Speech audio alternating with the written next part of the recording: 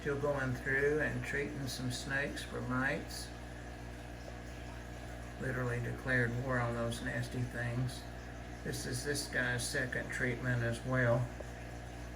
As soon as he gets off that water, I'll take the water out of there. But again, he's a large ball python, and this is the one that the big male. He's a Blackhead pin Mahogany fire, and I had to assist feed him. People don't like you to say force feed, but he had not eaten, and it was due to mites, and I didn't realize that.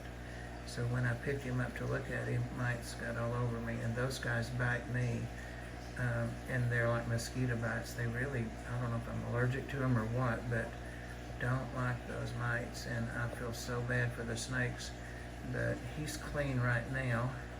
I actually see one big dead one on the back of his neck.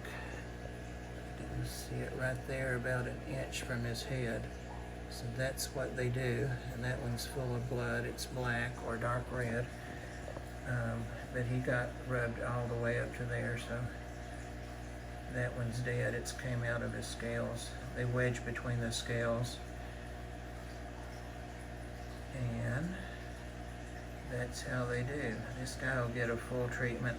When I found those on him the other night, I just quickly went down his body, put some of the ivermectin solution in my hand, and rubbed up and down his body, which he hated because I'm sure it stirred up the mites, and I'm sure they were biting. But today I've just pulled out all of his bedding and all of his stuffs and sprayed everything down, wiped under the rim, wiped the mesh, wiped the clips, sprayed and wiped around the ground. The ground's probably still wet. I actually put Frontline on the ground, of course not near him, but these mites are not to be trifled with. So you can still see a little bit of the solution sitting on top of his fake hide there.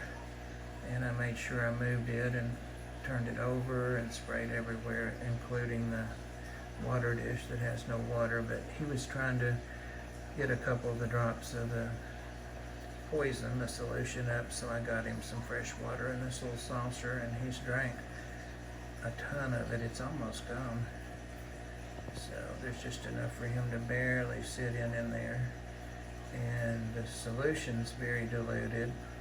You're not supposed to put it on their face, of course, but with just that small part of his body in there, no more than he's got on him dried, it's not gonna hurt him to be drinking that. He drank most of it before he got in it. So he's on his heating pad there,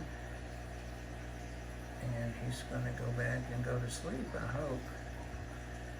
But he did take his mouse on down the other night. He was quite a fighter to get it down. He just didn't have any appetite. Hey there.